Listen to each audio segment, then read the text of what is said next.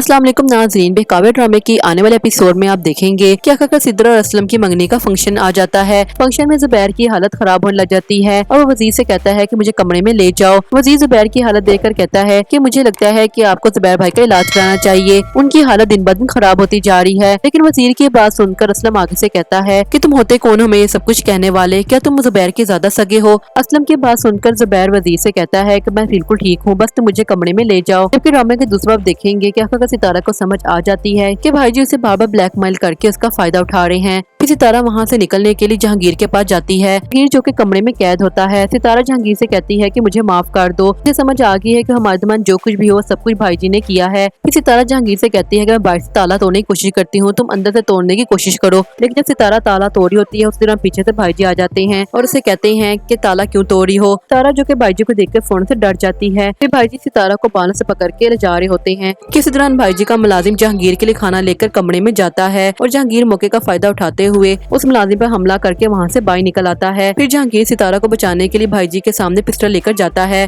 लेकिन भाई जी का एक मुलाजिम पीछे से आकर जहांगीर के सर पर पिस्टल मार देता है और जहांगीर वहीं पर बेहोश हो जाता है।